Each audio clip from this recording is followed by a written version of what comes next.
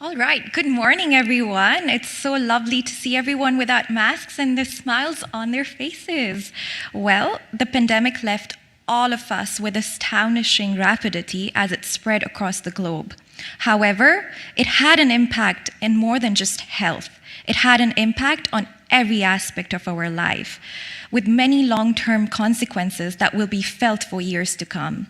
And therefore, our first speaker of the day will discuss how each of us plays a role in bringing healing and hope to the world. This entails prioritizing our own well-being as we play a crucial role to teach everyone how to live a better health. The road to recovery and hope may look different for each one of us, and we may also progress at different rates. However, the pandemic has taught all of us to grow through empathy, encouragement, patience, and collaboration. Without further ado, I would like to introduce Nelson Camp. He has done his Master's of Education in Counseling Psychology and Honorary Doctorate of Real Estate. He is a best-selling author, dynamic public speaker, award-winning real estate investor, and lifestyle engineer. His presentation today will leave everyone feeling empowered with actionable steps we can take towards living each day with intent and significance, as Nelson changes our perspective from hurting to hopeful, healing a post-COVID world with a whole health. Presenting Nelson Camp, everyone. Thank you so much. It's great to be here together with all of you today.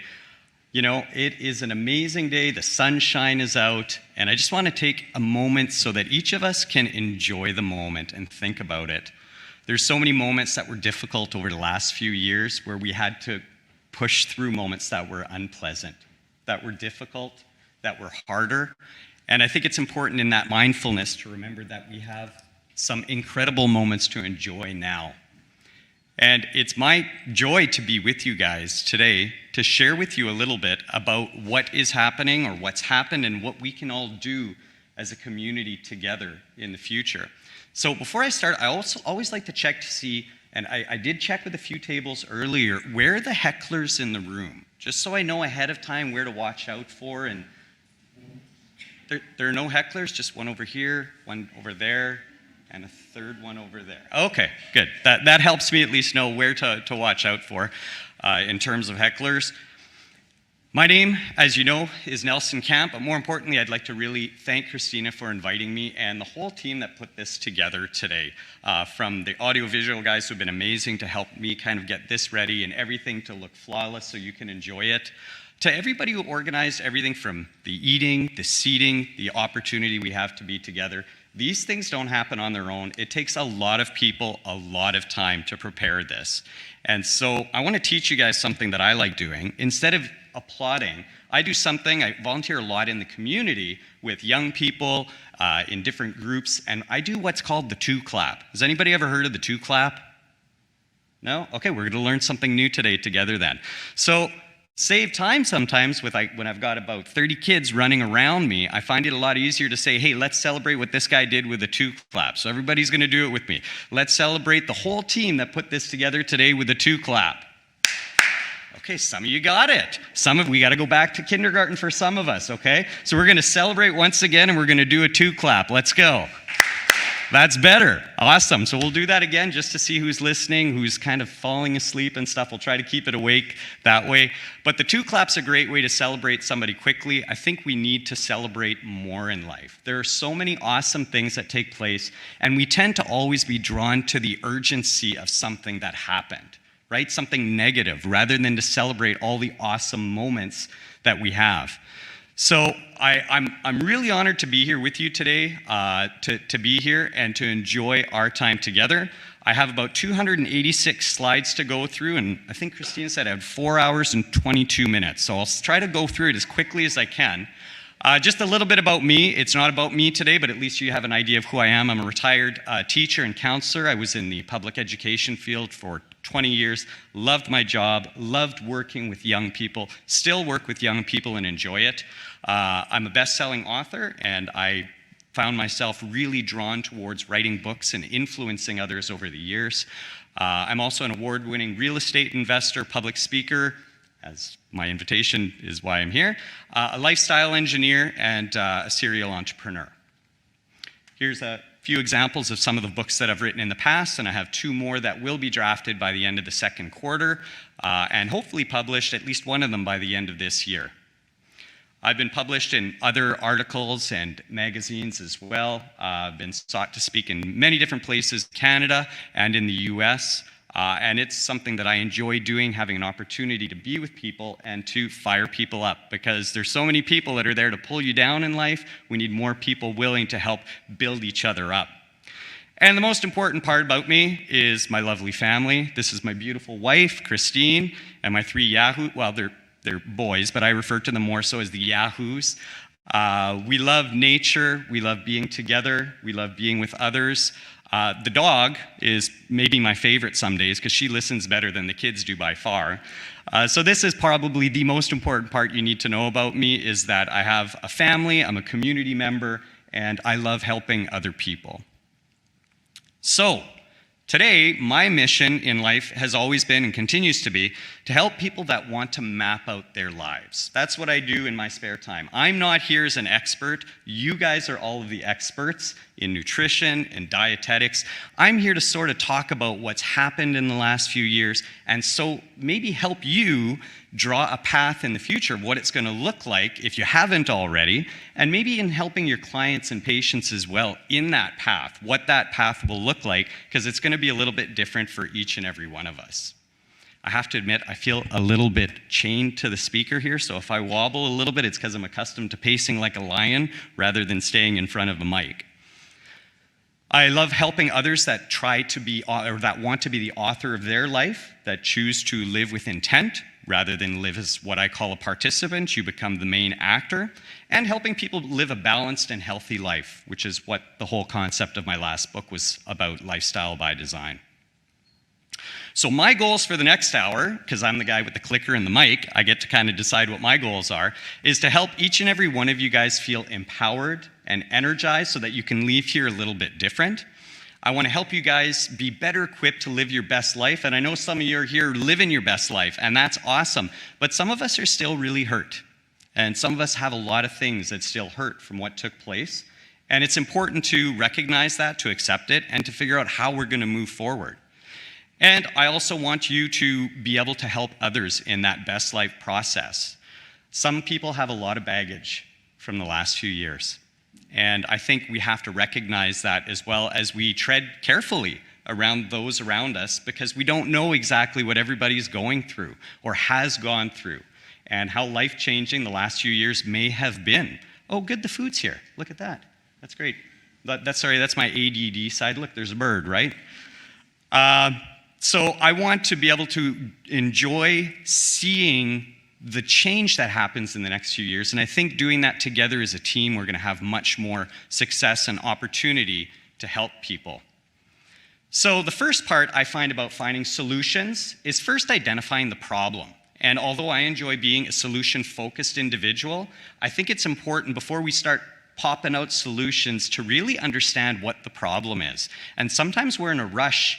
Many of us are solution-focused in what we do, both professionally and personally, but we don't always understand the problem and the complexities involved in it, and we jump to that solution. And I'm the first one to raise my hand and say I'm guilty of doing that.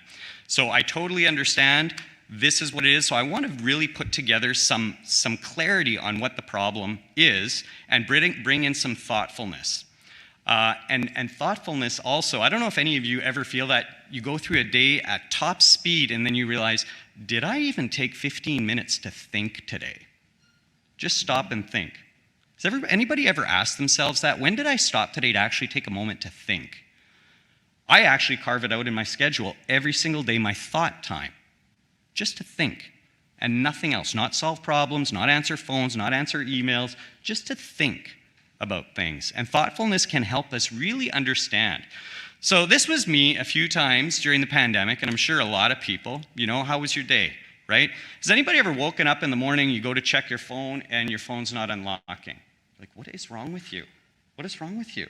And, you just woke up one of those days, it's like somebody beat you up with the ugly stick overnight, and you're like, this is me! Look at me! This is me! And I think the pandemic had a lot of impact on people, the weight of what took place. So the next part of what we're going to cover here a little bit is the problem identification. Don't worry, we're not going to stay there. It's like, when you're going through a real nasty place, it's great to visit, but it's nice to get out of there. So it's important that we really understand what a lot of people are dealing with. Maybe us in this room, but certainly many people that we'll be working with in a professional capacity, and many people we meet personally as well. So addictions, we know that cannabis and alcohol stores remained open, right, during the pandemic. That led to an enormous amount of addictions. We've never seen addictions to the level that we've seen them now. Decriminalizing hard drugs, it started being sold in Vancouver now as well. I just saw yesterday the news article posted, so you can buy cocaine, crack cocaine, heroin, MDA, is that what it is? Ecstasy. So there's a lot of options, and this is the way our society is progressing, and we need to keep that in mind because it affects all of us, in particular you in your professions, of understanding what's going on in somebody's body, because I think we all know this has an effect both psychologically and physically, and it's the way things are evolving, and we need to be aware of that, not only during the pandemic, but as we move forward. Death, I think this is the greatest one, right? Many of us know that during the pandemic, there was an enormous amount of difficulties that took place. Many deaths happened, premature deaths, suicides, overdoses, and obviously related to COVID. I was chatting with some of the tables around this morning, and we lost two very loved ones just prior to the pandemic. And it was a celebration for us. They had amazing lives. They were elders and matriarchs in our family, and we loved them. But part of me was also really happy that they didn't have to spend their last days living through that. And it was very hard for many to lose people during the pandemic. So it's not only those lost, but those that had to lose others while they were away from them. I'm going to talk about a real story because we need to remember that statistics, it's easy to look at statistics on a chart, but those aren't just numbers. Each one of those numbers represents a human life. And each one of those human lives has friends and family and people that are connected with them. So this is a family member from our family. So Jim isn't his real name, but we'll call him Uncle Jim. He had emphysema, COPD, diabetes, he had liver problems. And one morning he was getting out of bed, or during the middle of the night, I guess. And just getting out of bed, something happened in his leg or ankle, and he had a major break that took place. He went to the hospital, developed COVID while he was in the hospital, and passed away. And it was sort of like a last straw for him. He was already suffering from so many different things in his life, and that kind of was the last straw for him. So it affected our family, just like it's affected so many different families in different ways. And Uncle Jim was a very, very valued member of our family, and we weren't able to even celebrate his life at the end for a period of time. And I'm sure many of you have similar stories to this. Division, I'm sure all of you know the amount of division that's taken place, polarization in the world between family, friends. The word mandate was introduced, where in my lifetime I'd never really heard that before. And for many it was new. And it created an enormous amount of trenches between people. A real life story, this is Jen and Brad. These are friends of the family that we have. And they had a very big a difference of opinion with family members that they loved, their parents, their siblings. And as a consequence, that relationship ended, and not just a short period of time, on a longer period of time. They no longer spoke at all. And in the end, they were united at the beginning, Jen and Brad, and in the end, it created division even within their relationship, and they ended up in divorce. And we don't talk about all of the fallout of the pandemic. A lot of the effort was made to talk about the death, which is obviously the most primary concern, but there were so many things that took place and so many broken pieces that were put to unfortunate situations. And even the grandchildren weren't able to see their grandparents. And it breaks my heart having 3 children and how much they love their grandparents. It really does break my heart. Fiscal impact, I think we all recognize life's getting more expensive. Anybody not recognize here life's gotten more expensive? Our weekly budget for groceries used to be $400, right? That's what we were spending for a family of 5 and the dog and the cat. We didn't put the cat in the photo earlier. I should have. She's a really valued member of the family, but the dog seems to just be with us all the time. The cat's she just stays to herself. But that was our budget, and now we're at about $550. We've seen a significant increase in our budget. And how many people here know eating healthy can be much more expensive than eating rotten, right? It's the reality that we live with. The country's debt has over doubled what it was in 2015. If you didn't know that, it's true. And that's basically the country's credit card. But guess who has to repay that? Anybody? Sorry, I'm more used to the interactive style, but I see a lot of people pointing at themselves. It's us and the next generation, right? My children will have to, they haven't even worked yet. I explained it to them the other day. Do you know that you owe money to the government? My eldest kid's like, what are you talking about? I'm 13. I'm like, well, let's have a chat. And then we talked about macroeconomics and how things operate because it's a significant hill that we're going to have to climb. So we've doubled the debt, and COVID itself, it was during that period about $300 billion. And not solely, obviously, for COVID protocols and such, but certainly a lot of it did go towards there. Mental health, I think that one was underrepresented during the pandemic, but there were a lot of people that struggled with mental health before the pandemic, and having a daily routine and ability to see coworkers and meet with family regularly was a really important coping mechanism for them. How many people know those connections are important? We're going to talk about that a little bit later. And unfortunately, we saw an immense amount of pain and difficulty in mental health as a consequence of the pandemic. Here's a real story about Emily. Many of you, I'm sure, have worked with individuals that have eating disorders. I've worked with many of them. Emily was a precious individual to me.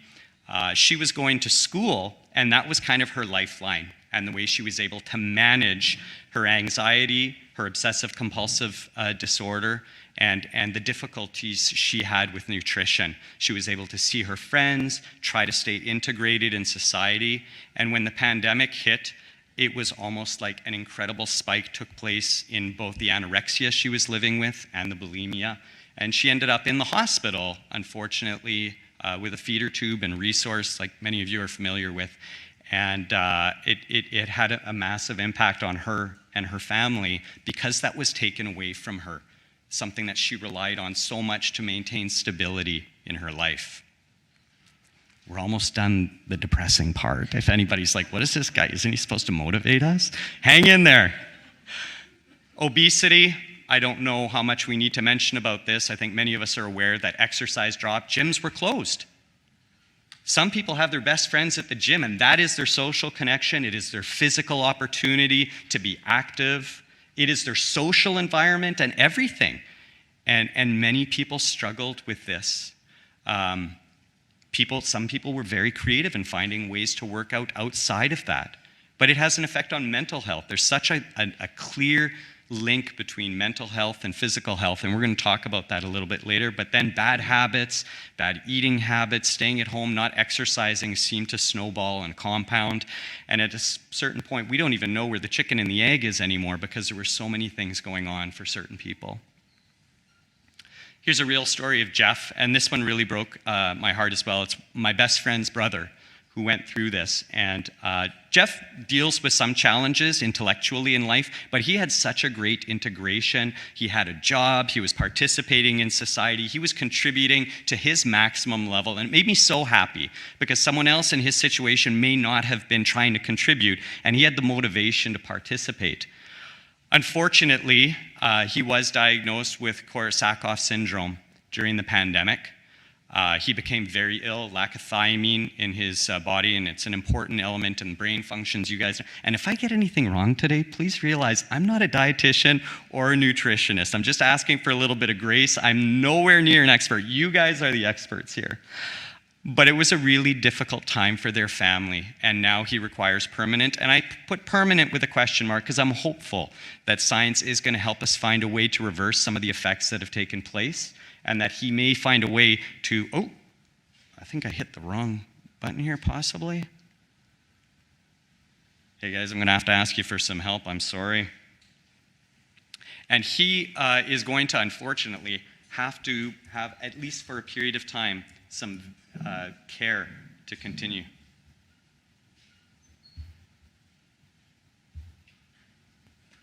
Thank you. And his was resulted primarily from alcoholism and very poor eating habits. He was eating pizza probably 20 times a week. And he had such a hard time with what he was living through. The reason I put these real stories is just to put a face on some of the numbers, right? So that we can recognize that. Human resources, it's such a difficult time. So many people lost their jobs. Businesses closed. Businesses were forced to close. Many people lost their desire to work after that and continue to not want to work. We've had job postings with one of my businesses for months. We've doubled the wage we've offered, and we can't find someone willing to work. Has anybody else heard a story about that at a business somewhere? They can't find people to work.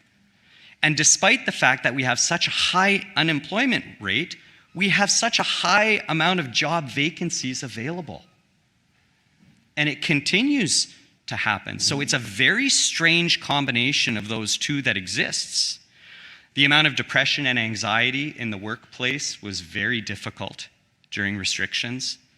The amount of burnout and sick leave was unprecedented. We've never seen that. And we lost so many precious, valuable workers, especially in the healthcare industry, that will never return. I have many friends in the teaching industry who said, I didn't sign up for this, and they never went back. And it breaks my heart because they were amazing teachers. We lost some very incredible healthcare workers. Here's a real story of Tracy, and this one stings. Tracy was someone that I had known through volunteering in a soccer club that I'm in, and she had always struggled with her self-esteem, and her soccer club is where she felt confident. Right? When she was able to produce and be with her teammates, and she was confident in her soccer. She had a great home, loving family, and she had just moved out on her own before the pandemic. She was starting out her life trying to be independent, and she was working as a server in a restaurant, making great money and enjoyed it, and she got laid off during the pandemic. There was some free money for a period of time, or taxpayer money funded her for a period of time. And then addictions, marijuana. She discovered the online sex industry like so many people did during COVID. And she's still there in that place. From what I know, I haven't had an update yet from her family, but from what I know, and she's still lost in that environment. And there are so many damaging things that happened during the pandemic that aren't part of death, that we still have to pick up the pieces from, including Tracy's story. Health, I don't even need to mention all of the details of health. You guys know as well as I do. Everybody was affected a little bit differently, from death all the way to I didn't even know I had COVID. And that's such a strange thing, isn't it? It really is that wide of a range of impact that it had on people. Myocarditis, that is still affecting us now. Death, obviously. We learned that the healthcare system is just not built to be able to manage the pandemic. It's something that we need to rebuild, and differently, because the way it's built right now doesn't work. And I don't know what the answer is. I'm certainly not an expert in the healthcare field, but I do know we were in Sarasota in Florida a month and a half ago doing some business meetings and speaking. And every one of their hospitals has, I don't know if you guys have ever seen it in the States, they have like those big electronic boards outside the emergency rooms and advertise 6-minute wait time. I never saw more than 8 minutes as wait times in the emergency rooms. And despite the fact that they have a very different healthcare system, out of interest for myself, I checked, and HSC was 9.5 hours on that same day. It breaks my heart to know that this is where we're at. And we need to change. We certainly do. And I don't know what that change is, but we'll talk about sustainability a little bit later, because we've learned, I think, over the last 3 years that money isn't always the answer, unfortunately. My mother-in-law and my wife said it was okay if I told this story. 3 weeks ago, they had to call the ambulance to bring her to the hospital. She was going downstairs in her home, and she lives independent with my father-in-law, and broke her leg. Just going down the stairs. We're not sure exactly what happened. She doesn't know. She's got the beginning stages of dementia, which took place during the pandemic.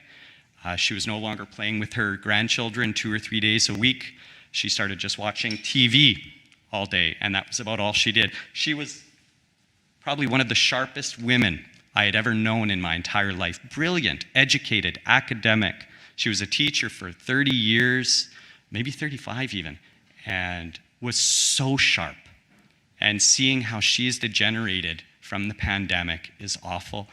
She forgets the grandchildren's names, and it's so hard for them to understand because they don't understand, especially the younger ones, what's going on or why grandma asks them the same question every other minute, the same question that they already answered. She was admitted to the hospital. It took a day and a half before she could see a doctor. And it was just a very awful situation for my wife to be there supporting her. We're still in a stage of trying to figure out why is it still like this and what needs to change.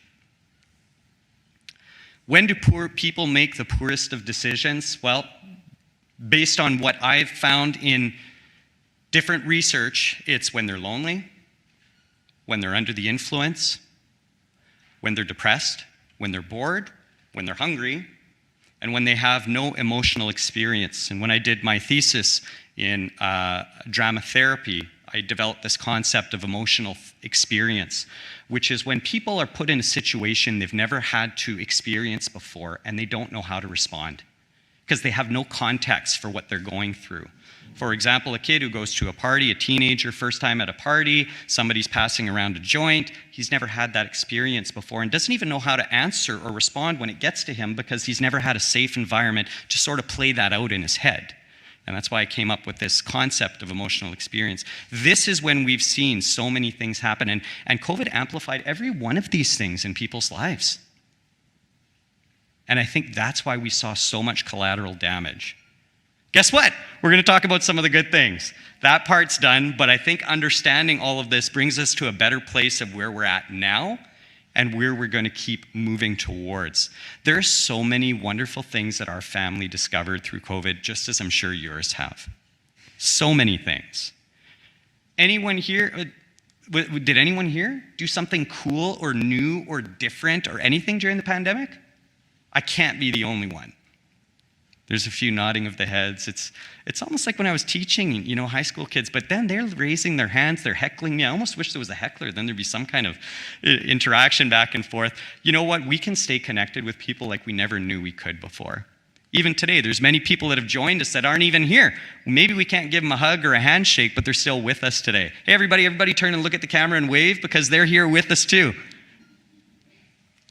We're glad you joined us today, even if you couldn't be with us in person. We're honored that you're taking the time, that you can join us through the miracle of technology so that we can all hang out together. You can have a physician appointment now online. Did you know that? I didn't know that. I learned that recently. It's like, well, and it's I think going towards this semi-paid system. Does that make sense to you, right? You have to pay for this, right? The ambulance, we had to pay. It was, I think, $600 for the 2 ambulance trips. So we're going towards a paid system one way or another, I think, at least partially. But you can see a physician online if you want to. You don't have to, but you can, which is kind of neat. And there's so many things now that can be done virtually. My goodness, you want to make a grocery list? Has anybody here played with AI a little bit? A few of us, not many of us. If you haven't, it's like Instagram, you'll start scrolling, right? So I don't encourage you to do it for too long or give yourself a timer, maybe a Pomodoro timer or something, and do it for a period of time, but it's really neat. If you don't want to make a grocery list, you say, hey, can you prepare me 5, you have to prompt ChatGPT. So you have to say, act as though you're an expert dietitian. And then you're resetting it for how to think. And then you say, prepare for me a $400 grocery budget for a healthy diet with whatever amount of meals, 12 meals. And then it may prompt you for prices. You say, here's a link to the most recent prices at Superstore or Save on Foods or whatever it is. It will give you a grocery. I don't know how long that would take a human to do, but it will give you multiple different groceries. You can say gluten-free. You can say if there's certain allergens. Now, it's not perfect. Okay, so don't go and just give this like that to any of your clients. It's going to take a little bit more than that. But you can, I figure I can do about 4 hours worth of work in 25 minutes with proper prompting. And I'm sure many of you could as well. Obviously, this is not about AI today, but it's something cool that was developed through the pandemic. My goodness, there's something, about this. My pajama bottom and sweatpant wardrobe is like amazing now. My slipper wardrobe of comfy shoes, I think I own 2 pairs of dress pants now, and that's it. I don't even know if they fit me properly anymore, but this is all I've got. And it was just a new way of living. That was kind of cool. People can save money now. Although the world has become more expensive, there's lots of ways to save money now. And I was thinking about it. Many of you mentioned today as I went through the tables that you work from home. Well, think about a commute.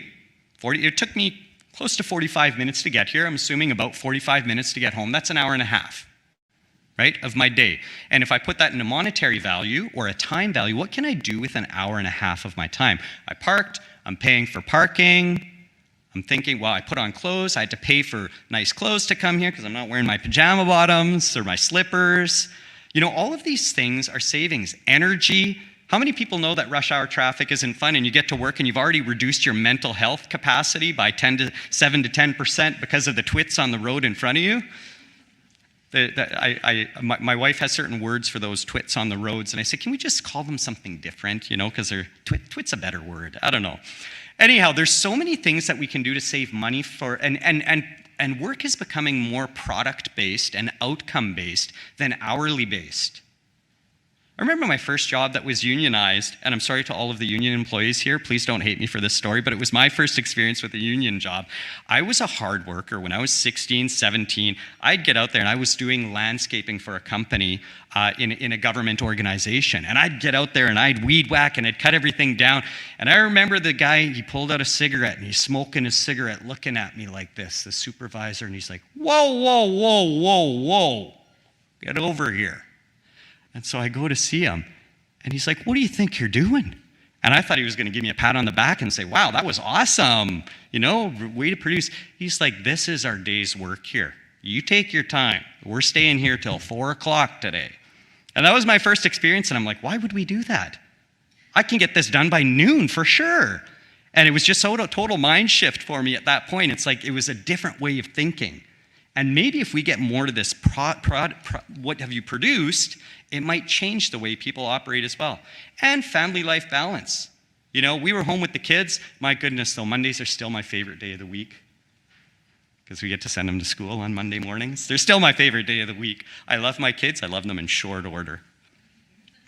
The value of being together, so many people realized what they had lost when they weren't able to be together like we are today. That human interaction. One of the ladies had mentioned this morning, it's nice to see everybody smile. I missed that so much, being able to see people smile. Gyms, places of worship, community center, for my kids in particular, sports. That was a great thing that we realized and to appreciate better. Travel, we discovered so much of Manitoba as a family. So much of Manitoba. We got some amazing places here in our province.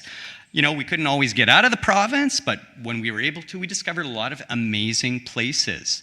And to value how great travel can be and how awesome it is to have the option of free movement throughout we're a family that likes to go on several vacations a year, and we weren't able to do that, and it was hard. So we learned to appreciate that. Learning new things. I learned a new language. I learned Spanish. I'm on 1,472 days straight of doing Spanish lessons with an app called Duolingo. Anybody ever heard of Duolingo? 1,472, one of those days straight, without a break. Doesn't matter if it's Christmas, my birthday, I'm sick, none of that matters. I'm still doing a Spanish lesson because it's important to me. I created a new habit, and I think a healthy habit. We've learned new things. Many people went back to school, got new certifications. All these great things happened. Appreciation for just something as simple as going out and having a coffee with somebody that we weren't able to do. Visiting family on the holidays. How many people had a hard time with Christmas during the pandemic? Just me? Okay, 3 of you, the rest of you are lying. Everybody loves being with people to a certain extent. Some of you might say, I'm a staunch introvert. I don't want to be with anybody. I don't know if that's true, but Visiting elders in care, how precious that is to be with them. And things like our precious Sora, my goodness. We needed a good dog that listened, and we got a miracle dog. She listens like I've never seen anything before. She is so loyal. She will not leave my side. She doesn't even require a leash. Obviously, we have a leash, but she will not leave my side, aside from the odd rabbit or something like that, but she'll come back very quickly. And how many people know animals are good for therapy and mental health? Even if you're just watching fish, scientifically proven it lowers your blood pressure, right? There's so many things, and we've discovered that the world is really a small place. We're all connected. So what does all of this mean in terms of health? Your health, everybody in the room here, and everybody else's health. Well, I really hope that we recognize the importance of health more than we did before. I may be a little bit optimistic, but I really do hope that people value their health more now. They value immunity, whether it's medical immunity or natural immunity, but that we value that that's our first defense of anything in life, is a healthy immune system, which starts with eating properly. And we're all different now. Everybody's a little bit different. And how are we different is really up to each and every one of us. How are we going to be different because of this? You know, one of the wisest men I ever knew in my life, who passed away recently, he taught me more in 25 years of my life than anyone else on God's green earth. And he told me, for every mile of highway, there's 2 miles of ditch. Make sure you stay out of the ditch. And I thought, that's really smart. You know, there are so many places in life where we kind of end up on one side or the other. So I encourage all of you to think about, what is this going to be? What is your superpower? You know, you see people you haven't seen since after COVID, and sometimes you're like, wow. Sometimes you're like, wow. And sometimes they're like, wow.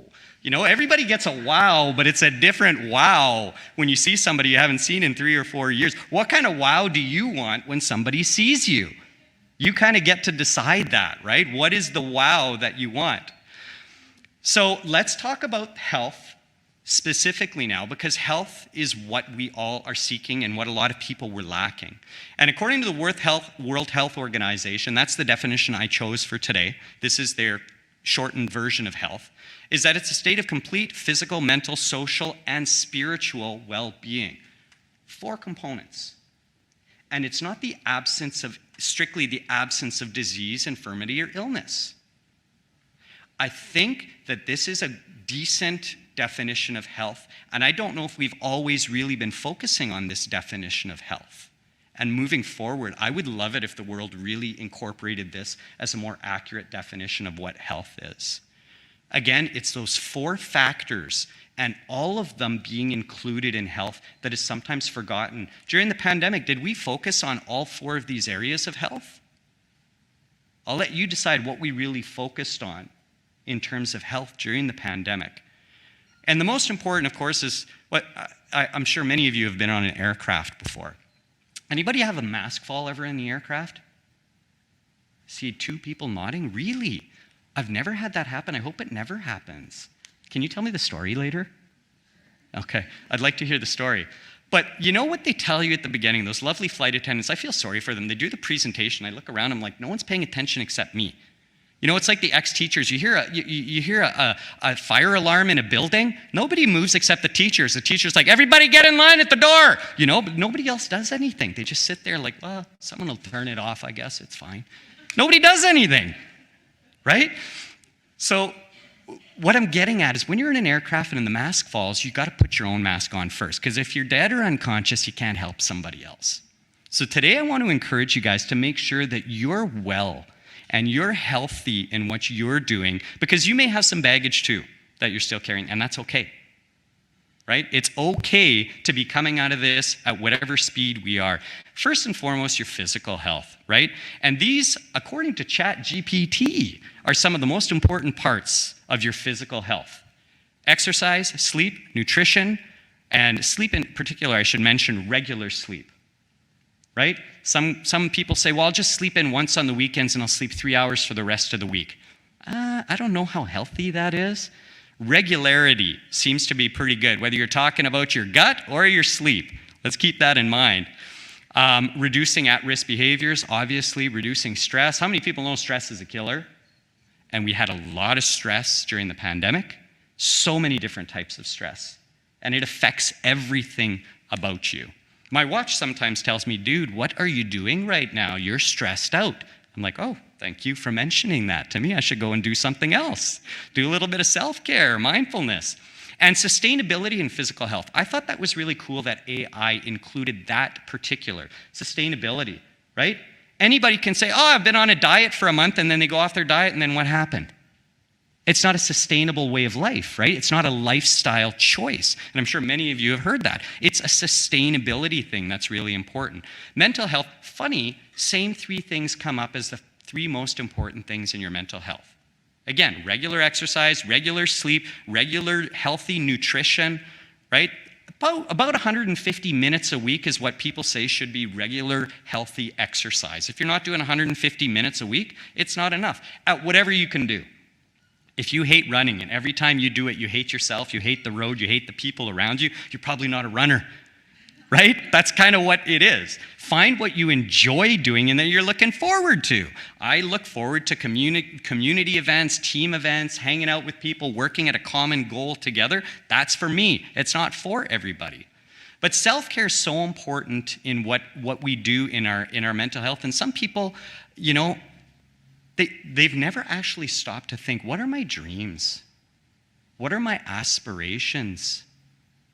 They've never even taken the time to think about their mental health. And the reason I stop and pause on this is because it's important for all of us to recognize this when we're working with people, right? It's a part of the whole package. It's all together. And knowing yourself, some people actually have no idea who they are. And I learned that as a counselor working with so many young people. They had no clue of who they were. There are many adults, I'm guessing, that will die still not really having an idea of who they are because they just kind of went through living life without intentionally living. It's kind of like that saying, everybody's going to die, but not everybody lives. Does that make sense? I've always said that the best way to get lost in life is to have no idea where you're going. Social health. This one's really important and obviously a huge hit during the pandemic. Good communication skills, and especially the nonverbal. You know, as a counselor, my job wasn't to talk as much as it was to listen, nonverbal, be a good active listener. Sometimes that's all people need is a good listener. And we've built all of our schools around what I'm doing right now, which is just talking at people instead of talking with people, right? That's what schools are. That's what universities are. They're not about listening as much as it's about talking until you get into maybe a seminar course, right? But that's the way our world is. So people need to be heard. And social health, like volunteering, my goodness, one of the best ways I've seen to help people that are feeling depressed is to get into a club or volunteer or work with others. I've seen that happen in schools, in community centers, when you bring somebody in and you're on a team and you're working with someone towards a common goal. And spiritual health, so important. And spirituality can be whatever you want it to be. Whether you believe in a creator or God, prayer, meditation, mindfulness, connecting with nature. I always say spirituality is when you get to the end of your rope and there's no rope left, right? What do you believe happens when you're outside? And for me, it was like at the end of my day, I'm a counselor working in an office. I had a bunch of kids come through my office that I worked with. Are they going to die tonight? I don't know. But I did the best that I could today with this individual. Right? And then I have to trust after that what I did was enough and not carry that home with me to my wife and to my kids. Does that make sense? That's for me the part of spirituality when it goes beyond what I can control. But everybody's got a different identity of what spirituality is and what it means for them. But the World Health Organization, I think more and more we recognize that it's such an essential part of our beings that's often neglected. And that element of gratitude. That's the first thing I do every morning when I wake up. I want to do more good today than I did yesterday, but not as much as I'm going to do tomorrow. That's what I confess every morning when I wake up. Every day, even today when it was 5:35 and my alarm went off, that's what I confessed this morning when I woke up. So now the question is, after we integrate all these elements in whole health and wellness, how do we help others with it? The bad news is there's going to be a lot of obstacles to whole health, and you know that as well as I do. in so many different areas. One of the first areas that's an obstacle in whole health is education. And I'll be the biggest critic of education, having been in the system for so long. There were so many things I tried to effect change on, to the point where I was teaching a course in financial literacy because I thought, why are these kids graduating doing parabolic math and pre-calculus, and they have no concept of what a budget is? They don't know the concept of you have to have more money coming in than going out every month. They're never taught that unless they took a small section of consumer math. And we're sending them out, go get a credit card, go get a leased car, go pay rent. And they don't understand, well, why should I rent or should I buy? How do I save money? What is investing? What's interest? They don't learn that. And so education is such a fundamental part because everybody goes through it, whether it's homeschooling, private schooling, public schooling. Not all parents are involved in teaching their kids, but education is huge. And with your clients, when you're working with them as well, why do kids not learn how to grow food? Like when my kids were in grade 3, they all came home with a little pea plant or bean plant or whatever it was, and then that was the end of it. They learned the life cycle of a seed and germination and everything, great. But they never learned the value of growing food. What is the caloric intake that I can get from growing a garden? I have a 32 square foot garden. What can I grow efficiently in there? What plants grow well next to others and don't grow well next to others? Now, I'm not saying they have to become a farmer or study agriculture, but why can't people grow food? Why don't people grow food? I created some cedar boxes at home, some raised gardens. I love growing my own food and feeding it to my family and knowing what's been put into it. The benefits of education are so fundamentally important, and it's lacking. So if you guys have an influence within education in whatever context you're in, we really need that. Young people need to learn from a very young age it's good to eat healthy and to bring value to it. If you prevent, you have less to do on the intervention side afterwards. Time management, many people say, I don't have time to eat healthy. It's easier to just go and get takeout. I agree. None of us has the time sometimes, but we have to make the time. We can do meal planning ahead of time. We can plan meals with a grocery list. And you're going to say, Nelson, we're going to get, don't worry, I get to the objections later when the haters and the critics and the naysayers come. Don't worry, we'll get to that part. But you know what? If you don't take the time to get healthy in life, unfortunately, you know what happens on the other side. You're going to have to make the time to be sick. There's a mindset shift, in my opinion, that needs to happen in terms of health, because I don't know a lot of people that have a strong desire, some do, for a whole health and wellness in their life and have a plan for that. What is that plan? Well, it's going to look a little bit different for everybody. Here's a sobering thought. There are some people in Winnipeg that have never in their life had a healthy bowel movement. There are some people in Winnipeg that have probably never in their adult life and probably a portion of their teen woken up without a hangover. There's some people that have probably never even had that runner's high or felt that great feeling of getting stronger through exercise, of becoming more flexible, of understanding one's own body. There isn't a value in saying, I want that health. There's so many other things that are sought before that. And I think that mindset shift needs to happen as we move forward so people value health to that degree. Finance, proper budgeting is essential now with the way costs are. Growing food, seeds are way cheaper than going and buying food. And although we don't have a great growing season here, there's lots of awesome ways to be able to grow year-round, to store certain foods that we can use, to use very nutritious foods rather than calorie-empty foods. And as we said earlier, the cost of intervention on the other side is much greater than the cost of prevention. Why don't we give out free seeds at schools? Schools get so much money. Why is there not I don't get a form that comes home and says, hey, we want to encourage you guys to plant a garden at home. Can we send you home a list of the 5 steps you need to make a garden? Or we have subsidized garden boxes available at school if you'd like one. They're normally $100. The government's subsidizing $50. You can have them for $50 with a pack of seeds. I don't know why we don't do things like this, but I think healthy living needs to be focused on more, especially as finances get more difficult for families. And it's not only money, it's the time. It's the beauty of seeing things grow, learning to care for something and nurture it and value it. My kids take such good care of their plants that they plant. And they're learning empathy, even though it's a plant, but to care for it because they're going to be feeding our family. That's their plant that they're caring for. Papa, look at the flowers on my tomato plant. We're going to have so many tomatoes. Right? Why do we not value those things as much? And of course, commitment. I think there's such a lack of accountability in life now, whether it starts from the government all the way down to schools, healthcare, there's such a lack of accountability. But when we have accountability, success is so much greater.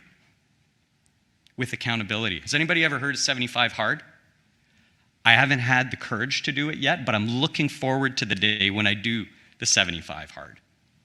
Quitting smoking, we know, is obviously one of the most difficult things to do, but I know a lot of people that have done it, so it can be done. But it's that accountability partner. AA has a great success rate because there's accountability, there's a partnership, there's people working together, the social part. And it's just one day at a time. You know what you guys did today that 330,000 other people didn't do today? You woke up. 330,000 people died. And you guys are here today, because this is all we got. Yesterday, whether we lived it, made a big mess of yesterday, or we lived our best day yesterday, it's done. And tomorrow, not guaranteed. If AI decides it doesn't like us, I was chatting with a friend who, he likes going down those rabbit holes. And he's like, I said, is AI dangerous? There's a lot of people that say it's dangerous. He's like, you don't even need to worry. If AI turns evil, you'll be dead before you even know what happens. I said, oh, okay, great. So that was a little bit sobering thought, but you know what? We've got one day at a time. That's all we can do. And today's the day that we've got. I do habit tracking myself, and if we help people with habit tracking, there's greater accountability. So every single day, I need to check my boxes. Did I do my non-essentials? Spend some FaceTime with my wife, and I don't mean on the phone, right? I mean FaceTime. Did we do that today? Did I do my Spanish lesson? Did I take the dog for a walk? These things that are essential because I hold myself accountable.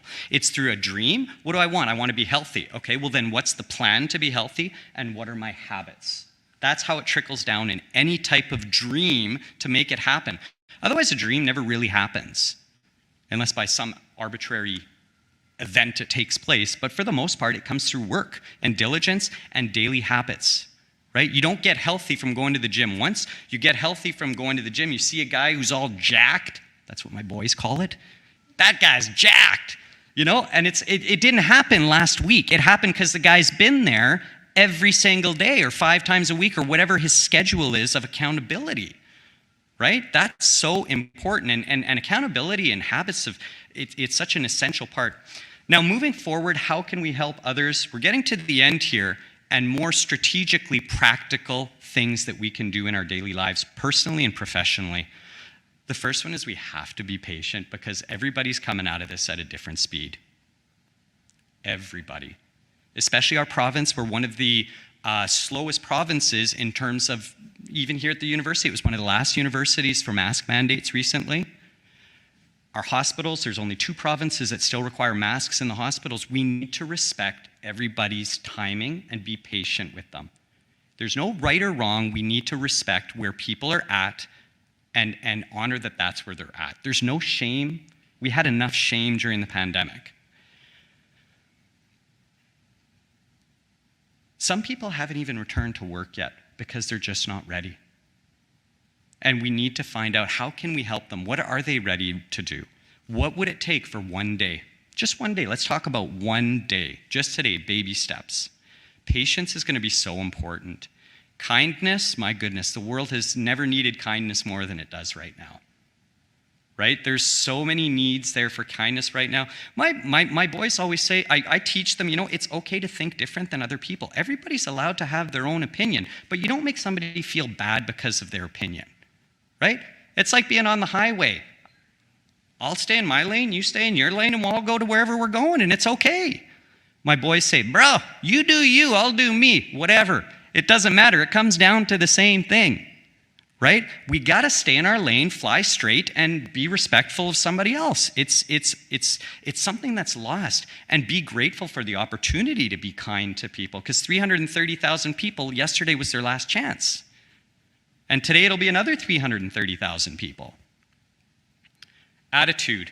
This one is huge. Did you know that during the pandemic, there was this new club created that's called the Stinking Thinking Club? And it was for people that only want to be negative and think about how horrible everything is. And they were welcomed into the club. You should have seen the membership in that club, the Stinking Thinking Club. You know what? That club's done. I remember one time many years ago, I went on a trip to Mexico on a missionary trip, and we were building schools out of mud and metal ceilings, like the roof. That's all we had. The kids had dirt floors. They sat on the ground and learnt. They had nothing, these kids. You know, their homes were just put together with whatever they could find in the dump. Their soccer ball was a bunch of water bottles that had been kind of taped together. But you know what they had? They were so happy to play soccer with that soccer ball. They were so happy to welcome us in their homes and offer us their beans and tortillas because that's all they had. Their attitude was incredible, and I think a lot of us have to learn from that attitude, because your attitude is your choice. Viktor Frankl showed us that through the Second World War, that your attitude belongs to you and nobody else, and nobody can ever take your choice away from your attitude. And you know what? Some people make it a personal hobby to be miserable. They really do. And you know what? You can be you and let them live that way. Bro, why you look like you just ate a bag of lemons. What's wrong with you? You know? And you can joke with people and stuff like that, but it's like the story of the boiling water. You got boiling water. Let's put 3 pots of boiling water. One is eggs. We'll throw some eggs in there. Another one is carrots. And then we'll boil them, and what happens? Well, eggs, they start all mushy and soft, and then they become really hard after, right? And then the carrots, they get all like, you know, floppy afterwards and everything after you boil them. That's sort of like stress in life. Some people become very hardened because of stress. Some people become very wimpy and submissive and don't do anything or say anything. And then the third pot is what I like. That's the coffee. You throw some coffee in a pot of boiling water, and the coffee influences the water rather than the water influencing the coffee. And we have that opportunity to influence others with our attitude. Empathy, oh my gosh, just watch the way people drive right now. You know, I've had to tell the boys, there's some terms we don't use when we're in the car. Let's use the word Richard rather than the short version of Richard, because we're not going to call that guy anything like that. That's really not a nice thing to say. You know, and people want to feel understood and accepted. We don't know what's going on. And that's what I tell my family in the car if somebody gets frustrated. Hey, we don't know if that guy's going. I broke quite a few laws when I was having my first child on the way to the hospital. I put the entire community at risk. It was the first time my wife was ever going into labor. I didn't know how much time I had. I didn't know what was going on. I hope nobody called me a Richard on the road that day, because I probably was trying to get to the hospital, right? We don't know what's going on in somebody's life, but we need to be empathetic and understand, and we don't need to agree. Nowhere in empathy does it say you need to agree with that person or that they're right. It's just understand. Sometimes stating the obvious in empathy is the easiest thing. Wow, that's really hard for you, isn't it? And then let them talk. You still have such a hard time going back to work. I can see the anxiety that it creates when you think about going back to work. And then let them talk and they feel understood. You don't have to agree with them. In your head, you can say, dude, I'm going to help you. It's really easy. But just being empathetic towards people is very helpful. Being open and non-judgmental, it's kind of attached to what we've already said, but we need to be open to where everybody's at. It's okay. It's sort of like a discussion I had with my friend about whether the Jets are better or the Tampa Bay Lightning. And it's funny, especially as academics and people that study a lot, we want to always get our point across about why we're right. Well, someone could argue, well, the Jets are the best team because, and they're going to say, well, they have the least amount of penalty minutes, or they have the most goals this season, or they have, you know, the best players. And then somebody say, well, Tampa Bay is better because they have more Stanley Cups. And at the end of the day, who's right and who's wrong? Does it matter? It's okay to have different opinions and think they're both the best team. And we do that all the time in terms of, well, I have these statistics, and I have these statistics. And it's okay to just disagree on stuff. There isn't a right and wrong. And when we stop judging people and listen to what they have to say and say, hey, I understand your position. Yeah, they do have more goals than the Jets. And that's why you feel they're the best team. That's okay to say that and recognize it. You don't have to agree with them. Helpful, this is an important one. Many people say they want to help, but they don't know how to be helpful. Those are two very different things. My brother is the best at this. I have one brother, and he deals with a lot of illness in his life. But instead of saying, what can I do to help? He'll see our family and he'll say, Wednesday night, I'm coming over to hang out with the kids. We're going to play Fortnite and we're going to eat pizza and you're going out for a date with your wife. He was helpful because he saw the need rather than saying, can I help? Because sometimes people don't even know what they need for help. And you can see it before they can see it. So being helpful is really important. Sustainability is so important, at least for me it is. When I'm helping somebody, I want to help them in a sustainable fashion where they're able to help themselves. And anybody here who's been a parent or hopes to be a parent one day knows that being a good parent means not giving all the answers. Being a good professor in a university means not giving all the answers.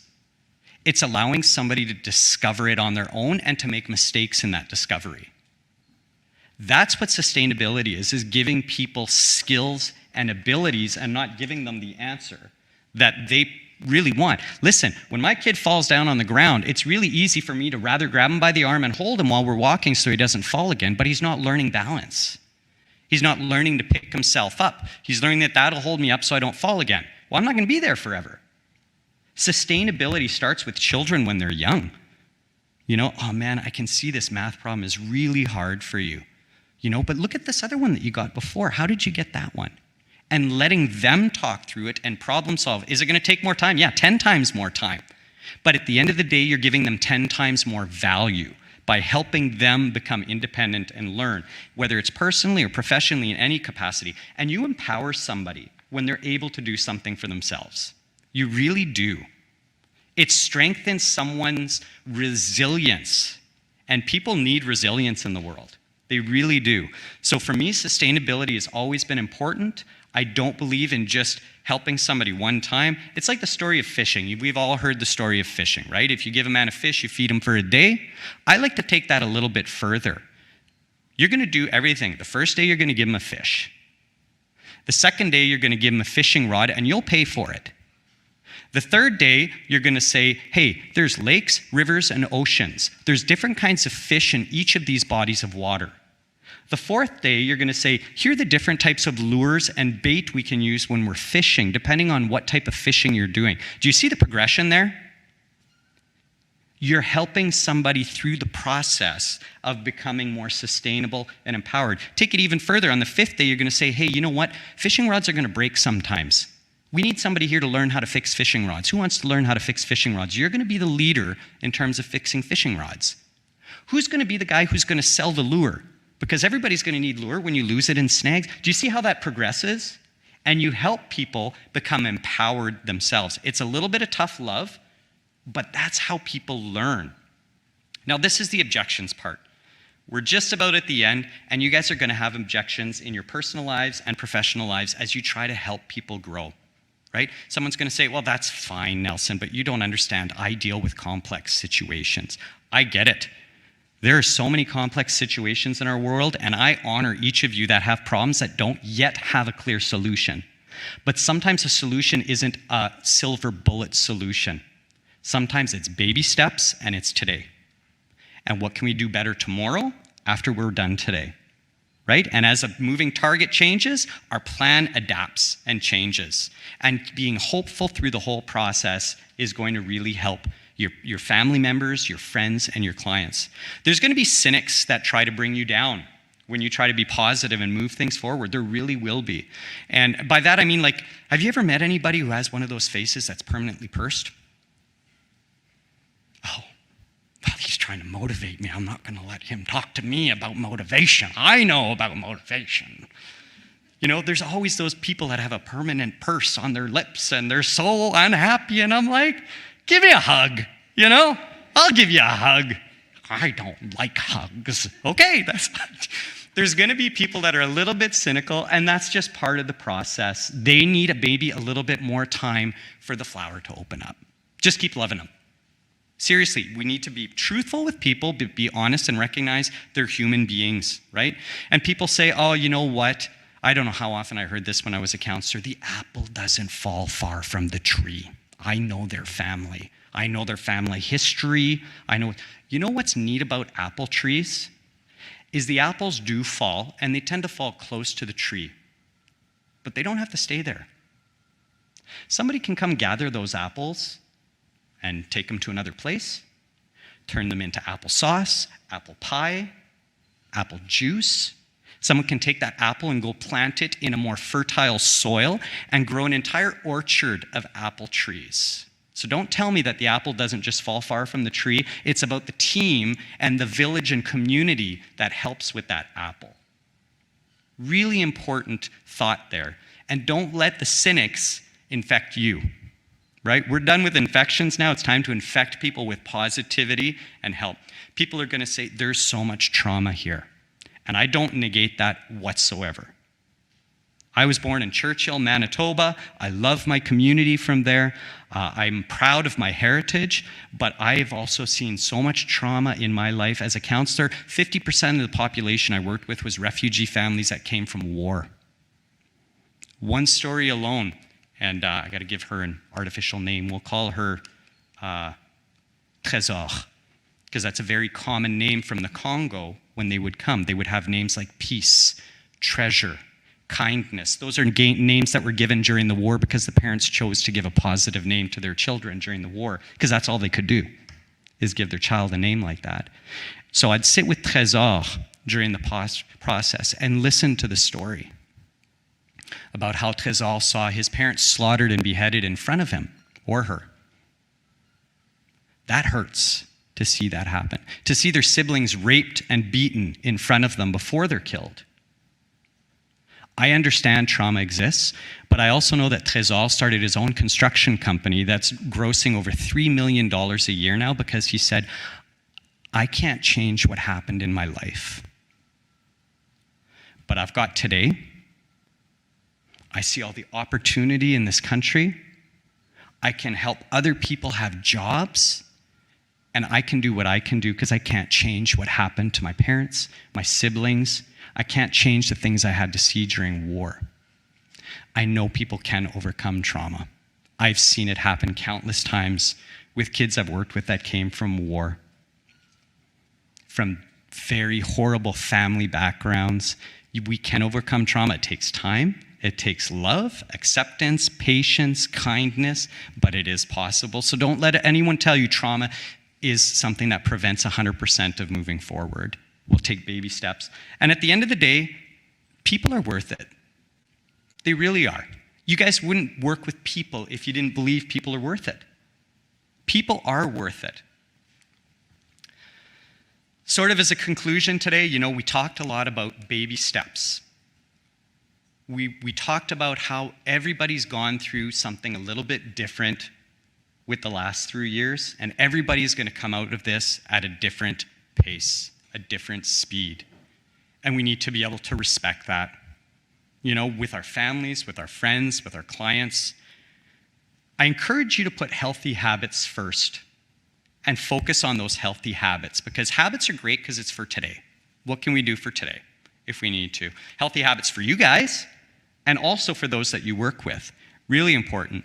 We looked at a lot of the challenges that took place because of COVID, things that are moving forward in the pandemic, things that still need to be repaired. We discussed what whole health really is. I hope you leave today with a strong sense of that definition. Does anybody here, by show of hands, remember the 4 factors involved in health? Oh, rats. One person. What are they? This is your chance. Oh, she says she doesn't know. She put her hand up, but she doesn't know. The first one is physical health. Second one is spiritual health, social health, and mental health. So if you guys leave with that today, you leave with baby steps, you leave with healthy habits. I'm pretty happy that you're leaving with some important nuggets. And don't let anybody bring you down about your influence, because there's going to be a lot of failures to get success. And that's something that I've learned. A critical mass comes when enough people start making an effort. And if I can reach 10% of people that read my books and they change their life, just 10% of people, I'm happy. And if 10% of the people who read my books, who change their life, influence 10% of the people that they're in contact with, I'm even happier because now we've got an exponential growth. And if 10% of those 10% are able to reach 10% of people, you get a critical mass that grows very quickly. So never underestimate the things that you do each and every day, the small baby steps that you take, because even if you reach one person out of 10, that's one person. And changing one life is worth it because that changes the whole course of one person's life and everybody that they influence.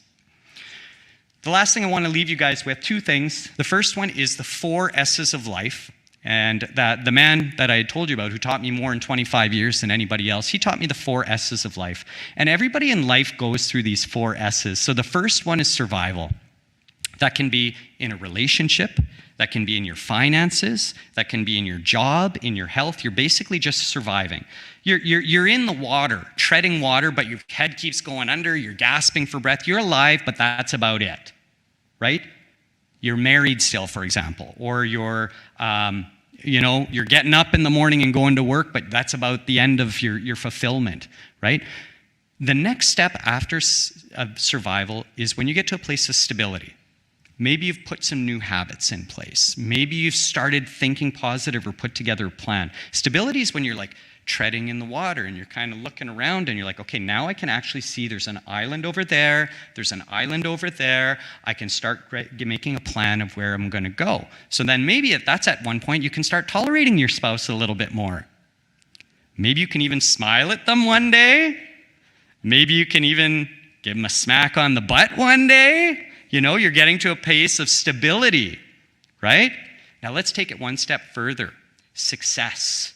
That's when you manage to swim to that island. There's a bunch of, oh gosh, there may be vegetarians here. There's a bunch of things you can eat on the island, right? You can survive there on the island. You're okay on the island. You're getting a nice tan. You're there with your spouse. You can live there happy for the rest of your life. Your needs are all met. And most people in life stop there. That's what a lot of people seek, and they get to success and they stop. The next level is where a lot of you are in the room, and that's significance, where you're like, I've learned something here, and I'm not keeping it to myself. I want to help somebody else grow in this success and help as many people get to success as I possibly can. That's when you become significant. That's the 4th S, is significant. And I take it one step further and I'm like, when that significance exists and you create something where you can help many people become significant, you're creating sustainability that grows without you. That's the 5th S, sustainability, where you're leaving a legacy that goes beyond you.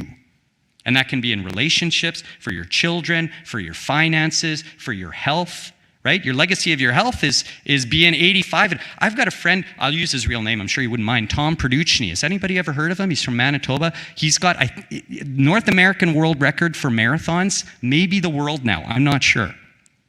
He's in his late 80s, and I think he's on like marathon 370 or something, and he's still running marathons. I hope I can run a marathon in my late 80s, you know? But that's a legacy he's leaving, and his health is still really great, which is awesome. The last thing I'll leave you with today, friends, is about the importance of growing a garden in anything we do. And one way to encourage you is to know that when we plant a garden, you go to bed at night, you wake up in the morning, do you go out there and freak out that there's no garden? No. Nobody would ever go to bed one night and wake up the next morning and say, where are my tomatoes? Where are my carrots? And this world is such a place where we want results immediately, but we don't always get to see the results. The student I talked about, Trésor, I didn't know this guy had built a huge company in construction and done so well in life with his family and his kids until he found me on social media and said, hey, monsieur, I just wanted to tell you, a lot of the times when we chatted together, it really inspired me to change things in my life. And I'm like, oh my gosh. I didn't know I was having that impact at that time for that individual. And I'm certainly not going to attribute all his success to me, but maybe I was the guy who planted one seed. And then somebody else came along the way and watered that seed. And then somebody else came along one day and shone a little bit of sun on that plant. And then somebody came along a little bit later and cut off like, the sucker leaves at the bottom of the tomato so it produces more. It's a garden. It's all of us working together, and you may not see the results every day, but don't let that stop you from helping people around you, because results are a long-term outcome, and we need to focus on the baby steps of today, because that's what we can do, and hope for the long-term outcome. Normally at the end like this, I ask if there's any questions, comments, concerns, clarifications, inquiries, queries, compliments, complaints, carrots to eat because I didn't get lunch or breakfast, or any crises because I am a trained counselor. But since I think I went over a few minutes, I'm going to leave you guys with that while you take your break. And I hope you guys all enjoy the rest of your day. If anybody does want to get in touch with me for any reason in the future, here's my email. That would be the best way to get in touch with me. But I have been so honored to be with you guys today. Thank you so much for inviting me, and I hope you guys enjoy the rest of your day. Well, that was great, Nelson. Thank you so much. It was truly inspirational, and I'm sure you left all of us motivated to take further steps to improving ourselves and our health.